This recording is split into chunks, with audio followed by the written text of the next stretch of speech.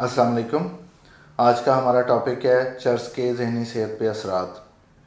میرا نام ڈاکٹر سید محمد عمر ہے اور میں سائیکیٹرک کلینک میں ایز کنسلٹنٹ سائیکیٹرک اپنے فرائض سر انجام دے رہا ہوں. چرس کا نشہ انسان کئی ہزار سال سے کر رہا ہے. نشہ انسان کیوں کرتا ہے اس کے بارے میں ہم پہلے بھی بات کر چکے ہیں. بہت ساری وجوہات ہوتی ہیں، کچھ وراثتی، کچھ انسان کی اپنی شخصیت میں، اور کچھ وجوہات جو ہوتی ہیں وہ سوسائٹی کی، جن کو ہم پیئر پریشر کہہ سکتے ہیں، وہ چیز بھی ہوتی ہے. آج کا جو ایکسکلوسیو ہمارا موضوع ہے وہ صرف چرس کے بارے میں ہے. وہ اس لیے کہ یہ سب سے زیادہ کامنلی استعمال ہونے والی ڈرگ ہے، جو ہر جگہ سے مل جاتی ہے. ہمارے تعلیمی اداروں میں، ہمارے دوستوں کی نجی محفلوں میں، ہر جگہ یہ نشہ جو ہے بہت زیادہ استعمال ہوتا ہے. کیا ایک پودا ہے کینیبس فیملی کا، اس کی ڈیفرنٹ ٹائپس ہیں. اس میں بہت سارے اجزاء ہوتے ہیں. جو نشہ آور اجزاء ہیں وہ ٹیٹرا ہائیڈرو کینابینول یا THC اس کو کہتے ہیں. THC 8 9 ڈفرینٹ ٹائپ اس کے کیمیکلز ہیں. ہم اس کی ڈیٹیل میں نہیں جائیں گے. کرتا کیا ہے یہ امپورٹنٹ چیز ہے. چرس پینے کے بعد کچھ ایک تو جو ٹائم کی جو سینس ہے وہ ذرا سلو ہو جاتی ہے. پھر کھانے کو دل کرتا ہے. ہم کہتے ہیں ہیپی ہنگری ہائی، کہ خوش ہوتا ہے انسان، اس کو بھوک لگتی ہے اور وہ بازڈ ہوتا ہے، آنکھیں ریڈ ہو سکتی ہیں. اچھا، یہ تو ہو گئے اس کے جو اثرات ہیں. ایز اے ڈرگ دماغ پہ اثر کرتا ہے.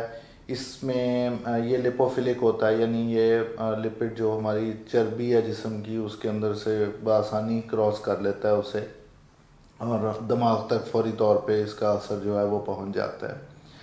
اب لانگ ٹرم میں کیا کرتا ہے؟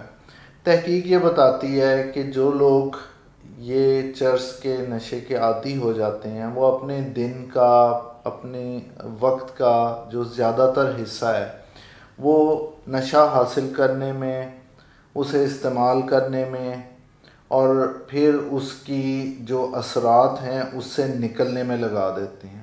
اس سے کیا ہوتا ہے کہ جو ان کی روزمرہ کی مصروفیات ہیں، جو ان کا کام ہے، ان کے جو ریلیشن شپس ہیں، وہ ساری چیزیں بہت برے طریقے سے متاثر ہوتی ہیں. کام کی اگر بات کریں تو تحقیق یہ بتاتی ہے کہ جو لوگ چرس کا نشہ کرتے ہیں وہ زیادہ تر کام سے ایبسنٹ رہتے ہیں، یا کام نامکمل چھوڑ دیتے ہیں، یا ان کے اندر ایک رجحان ہوتا ہے خیالی دنیا میں رہنے کا. اس کو ہم موٹیویشن سنڈروم بھی کہتے ہیں، کہ انسان کا دل ہی نہیں کرتا کہ وہ آگے کچھ کرے. وہ جس پوزیشن پہ ہوتا ہے، اگر وہ جاب کر رہا ہے تو اسی پہ خوش ہے. جو وہ کام ہے زندگی میں جس بھی درجے پہ ہے، اس میں آگے مزید وہ ترقی نہیں کرنا چاہتا. وہ کہتا ہے میں اسی میں خوش ہوں. سوشلی آئسولیشن کا شکار ہو جاتا ہے، تنہائی کا، کسی سے ملنے کو دل نہیں کرتا. اچھا، پھر اور یہ ہمارے دماغ پہ، ہماری یادداشت پہ اثر ڈالتی ہے. جو دماغ کی ایبلٹی ہوتی ہے چیزوں کو ترتیب دینے کی، یا معلومات کو ترتیب دینے کی، کہ فلاں چیز سے پہلے ہے، فلاں آئیڈیا اس کے بعد ہے فلاں، اس کو خراب کرتی ہے. اٹینشن آپ کی جو ہے، توجہ، اس کو خراب کرتی ہے. یہ وہ اثرات ہیں جو ہر چرس جو بندہ ریگولر پی رہا ہوتا ہے اس کی زندگی پہ آتے ہی آتے ہیں. کوئی جتنا مرضی ڈینائی کرے، لیکن یہ تحقیق سے یہ ساری باتیں جو ہیں یہ ثابت شدہ ہیں. اچھا، اس کے علاوہ اس کا جو کیمیکل ہے، اس کا جو ایکٹیو پرنسپل ہے اس میں THC، وہ جو سائیکوسس جس کو ہم کہتے ہیں وہ کاز کرتا ہے. اس کو ہم کینابس انڈیوس سائیکوسس بھی کہتے ہیں ان سم فارمز. لیکن ریسرچ یہ بتاتی ہے کہ جن کو کینابس انڈیوس سائیکوسس ہوتا ہے، لمبے عرصے کے بعد ان کو اسکیزوفرینیا بھی ہو سکتا ہے. اس بارے میں کچھ سٹڈیز ہیں، ہم ان کی ڈیٹیل میں نہیں جاتے. کہنے کا مقصد یہ ہے کہ جو لوگ نارمل یوزر ہیں کینابس کے، ان میں 2 گنا زیادہ خطرہ ہوتا ہے سائیکوسس ہونے کا. سائیکوسس کیا ہے؟ جس میں انسان کو غیبی آوازیں سنائی دیتی ہیں، اس کا شک شبہ، وہ لوگوں پہ شک کرنا شروع کر دیتا ہے. اس کو ایسا لگتا ہے دوسرے اس کو نقصان پہنچانا چاہتے ہیں، اس کے خلاف ہیں. اس طرح کی ساری خیالات جو ہیں اس کے دماغ میں تواتر کے ساتھ آنے شروع ہوتے ہیں. اس کو ہم سائیکوسس کہتے ہیں. اور ساتھ میں فنکشنل ڈکلائن ہوتا ہے, عجیب و غریب باتیں کرنا, چیزوں کو غلط طریقے سے ریلیٹ کرنا, یہ سارا کچھ آ سکتا ہے. جو لوگ ہیوی اسموکر ہوتے ہیں ان میں 4 گنا زیادہ اس کا امکان ہوتا ہے کہ ان کو اسکیزوفرینیا ہوگا یا سائیکوسس ہو جائے گا. تحقیق یہ بھی بتاتی ہے کہ جن لوگوں کی فیملی ہسٹری ہے کسی بھی سائیکیٹرک النس کی, ان میں زیادہ چانس ہوتا ہے سائیکوسس کا بنسبت ان لوگوں کے جن میں کوئی فیملی ہسٹری نہیں ہے, اگر وہ چرس استعمال کریں تو. بہت کامنلی یہ کہا جاتا ہے کہ کچھ اسٹیٹ میں لیگلائز ہے, کچھ جگہوں پہ جو ہے وہ اس کا کوئی ہارمفل ایفیکٹ نہیں ہے.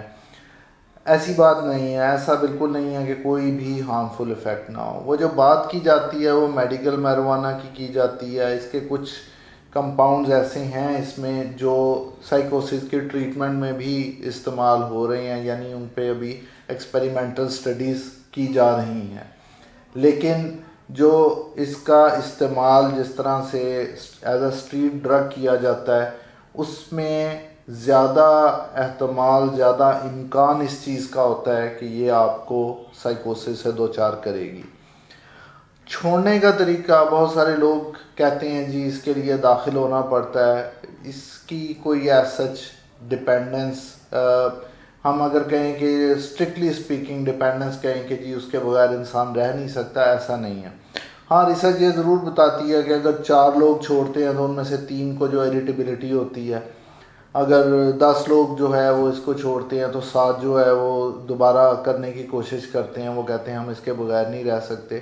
لیکن اگر دیکھا جائے تو یہ اس کو چھوڑنا بالکل اسی طریقے سے ممکن ہے جس طرح سے آپ اسموکنگ چھوڑ سکتے ہیں.